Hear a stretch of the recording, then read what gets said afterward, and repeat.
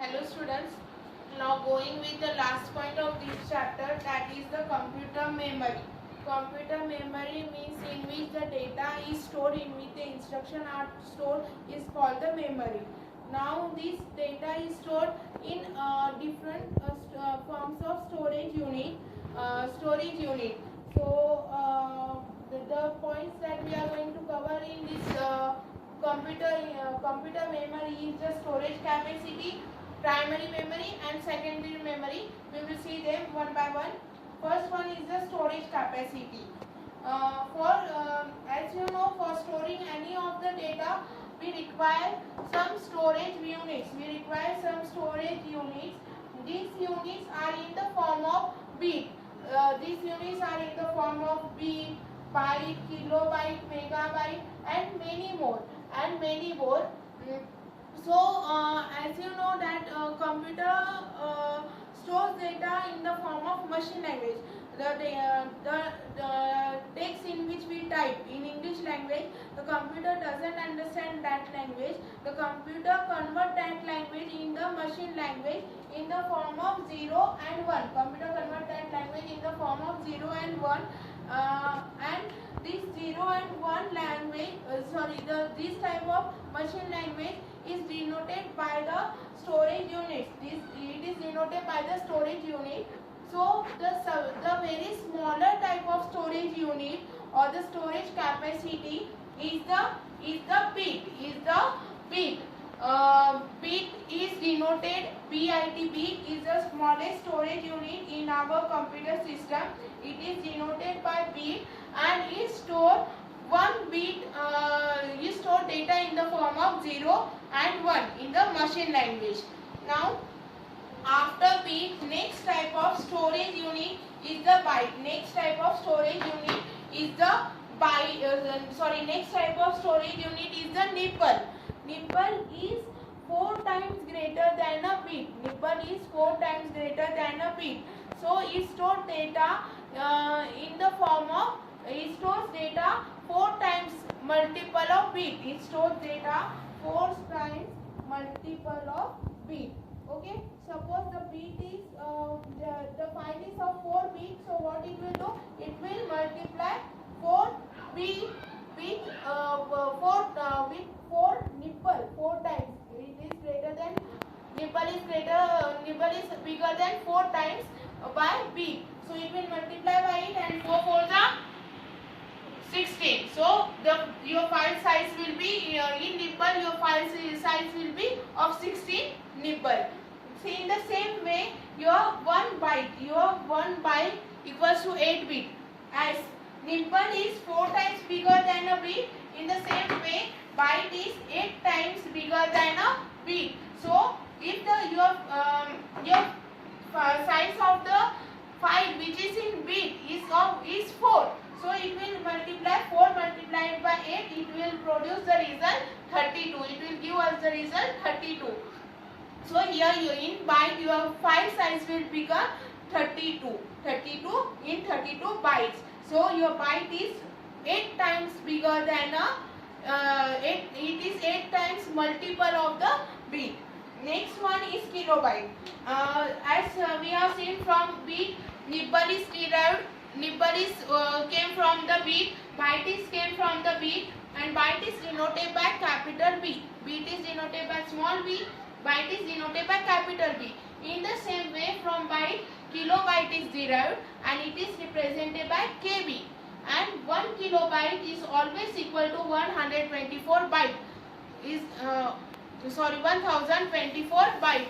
Your 1 kilobyte is always equal to 1024 byte. In the same way, from kilobyte, megabyte is derived. From kilobyte, megabyte is derived. So 1 megabyte is equal to 1024 KB. 1024 KB means 1 megabyte is equal to 1 megabyte, and megabyte is denoted with MB. Megabyte is denoted with MB. In the same way, from megabyte, gigabyte is derived. From megabyte, gigabyte is derived, and 1 gigabyte is equal to 124 MB. So 1024 MB. 1 gigabyte is equal to 1024 MB. MB, and it is denoted with GB. Gigabyte is denoted with GB. Now terabyte. 1 terabyte is equal to 124 GB, as it is also derived from previous byte, that is the gigabyte, and it is denoted with TB. It is denoted with TB. So whatever I told you about the storage unit, we have seen it earlier as well, and this is the capacity of the data that is stored in our mobile. Data is stored in the form of MB, GB and KB. The files are stored in the form of KB, MB and GB in our mobiles. Our first point of computer memory, that is the storage capacity. So the next type of computer memory is the primary memory. Primary memory means the memory that is stored internally in the computer, that is built internally inside your CPU, is called as a primary memory. So there are two types of primary memory. One is ROM and other one is one is RAM and other one is a ROM. So we will see both the types one by one, but there are also types of RAM as well as there are also types of ROM. While studying we will see one by one. So here in image you can see that here there is a chip. This chip is nothing but the RAM. This chip is nothing but the RAM, which is built inside your CPU, which is having place inside your CPU. It is used for storing data. It is used for storing your data. RAM is used for storing your information. So RAM, the full form of RAM is random access memory. The full form of RAM is random access memory. R for random, A for access and M for memory. Random access memory means the type of memory which can be accessed at any time whenever it is required. That type of memory is called as random access memory. Now the types of RAM are DRAM, SRAM, SDRAM and DDR. Okay, so here DRAM, the full form of DRAM is dynamic random access memory. This type of memory is used for storing data for short period.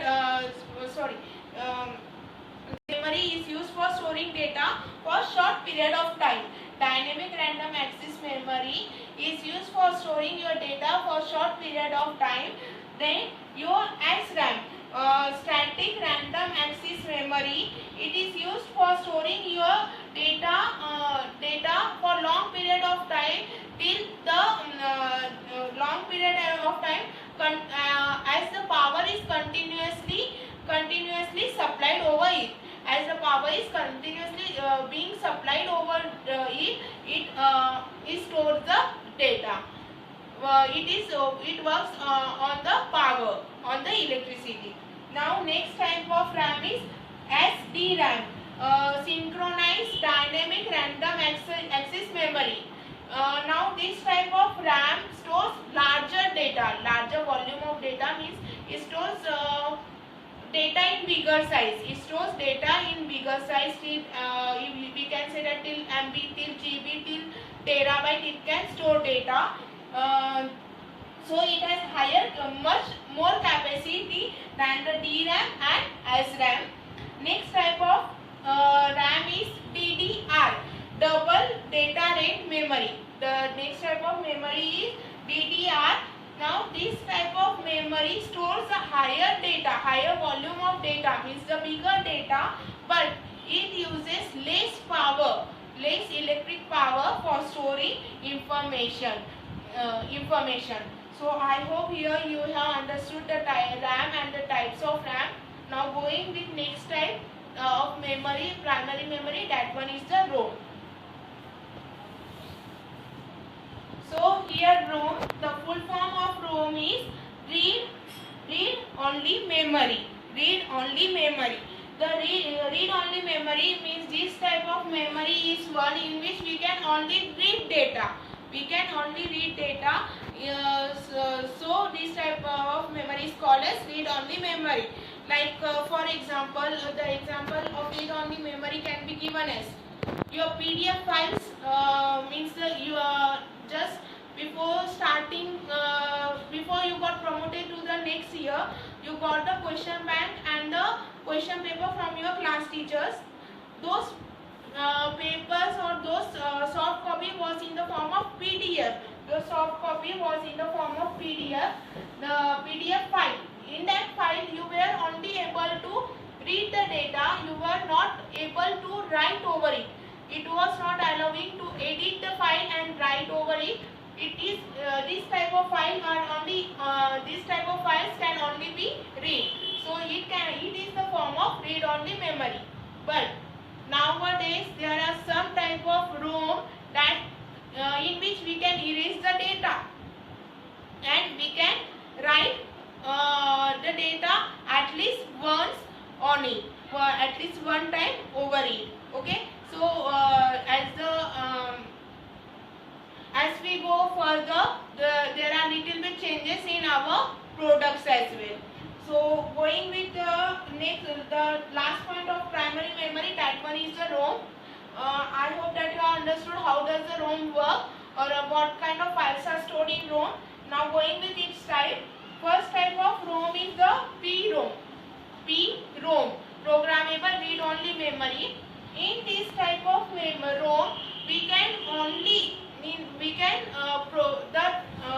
this type of memory, the programs are fired on the memory chip. The programs are fired on the memory. Fired means it is not burned. Fire means the programs are written on this chip, and based on the programs, this memory works. Now next type of ROM is the EPROM, erasable programmable read only memory. Erasable programmable read only memory is a type of memory in which your information can be erased at least once. You can erase your information at least only one time you can erase the data and you can rewrite the information over it. Now next type of ROM is double EPROM. Double EPROM, electrical erasable programmable read only memory. In this memory also there are programs embedded, but in this type of memory, in this type of ROM memory, we can erase the data with the help of electric power. By passing the electric beam, we can on a particular data, we can erase that data, and after erasing data, we can rewrite over that ROM. Now the last type of ROM is flash memory. Flash memory is a type of ROM. In flash memory, the selected data which we want to erase, on that area the flash beam is passed and the data gets erased.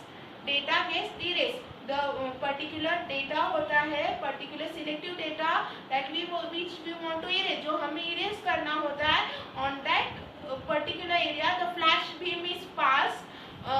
Like there is a flash in our mobile, in the same way the flash beam is passed and that area, the selective area, gets erased and we can rewrite over there.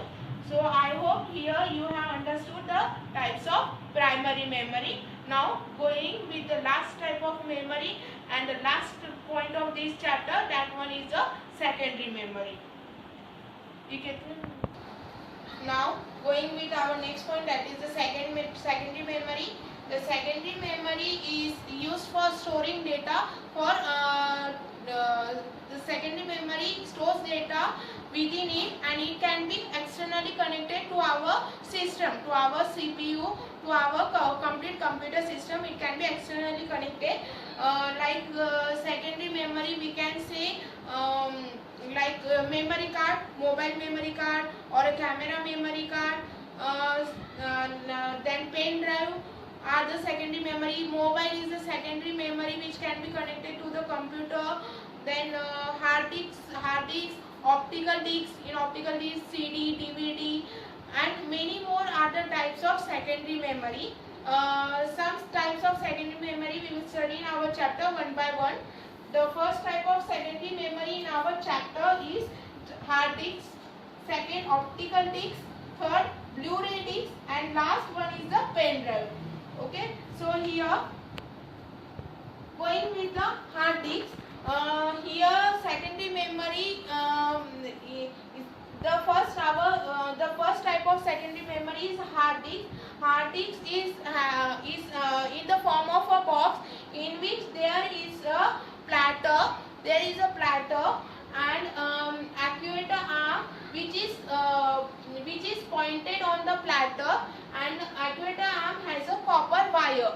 Whenever we store our data in our computer, what does this do? The platter, can you see here there is a circle, this one is called as platter. It rotates around the hard disk. It rotates around the hard disk and it writes the data, it prints the data, or it saves the data over the platter with the help of actuator arm, as the instruction are given to the computer for saving or opening file or a new file. What does this actuator arm do? This actuator arm moves its copper wire. This actuator arm moves itself from left to right, and it write the data over the platter with the help of copper wire. In this way your hard disk works. So this hard disk is not actually a secondary memory. It is built inside a computer. But nowadays there are some type of hard disks which can be externally connected to the computer to increase the memory of the computer. So in image you can see this one is also a hard disk which is externally connected to the computer with the help of cord. As we have cord for charging our mobile, in the same way there is a cord for connecting our hard disk to the computer. Now I hope here you have understood the hard disk. Now going with next type of secondary memory, that one is the optical disc. Now optical discs are of two types. The first one is the CD and second one is the DVD. Okay, so CD is also in there are two types of CDs. One is the CDR and second one is the CDRW. Let's understand what is the difference. The CDR is the recordable. The CDR is the recordable CD in which we can only write data once. In CDR we can only write data once. It can't be erased. And in CDRW means we can write data, we can read data from it. Even at the same time we can read and write data in this type of CD. Okay. So there are two types of CDs. CDR recordable, only once the data is written and afterwards we can't erase it. And CDRW, we can erase data many times and we can write data many times. Same way DVD, there are two types of DVD. One is DVD-R, same like CD. It can be recordable. DVD-R is recordable, and DVD-RAM is the DVD in which we can read as well as write data. So read and write data at a time. So going with the CD. Now the full form of CD is compact disc. The full form of CD is compact disc. The CD, the storage capacity of the CD, as I told that CD is used for storing data. Okay, so the storage capacity of CD is till 4 GB. The storage capacity of the CD is till 4 GB. It stores data only till 4 GB. And I hope that you all have seen CDs while playing movies or in televisions, or somewhere you might have seen CDs. Now the next type of optical disc is the DVD. Now this DVD is 25 times. It has a 25 times more storage capacity than DVD. The CD has 25 times more storage capacity than the DVD. the storage capacity of CD is still 4 GB, and your DVD stores 25 times more data than a DVD. Means it is multiple of 4 by CD, and whatever the result will produce is the total storage capacity of your DVD. And DVD are of two forms, readable and only recordable, and the second one is readable as well as writable. In the same way, CD is also of two types, recordable and readable as well as writable. Now, going with our another type of secondary memory, that one is Blu-ray discs. Blu-ray discs. Now, the shape of the Blu-ray discs or the Blu-ray discs looks in the same way as the CD and the DVD. But in Blu-ray discs, the data is written with the help of laser sensor. In Blu-ray discs, the data is written with the help of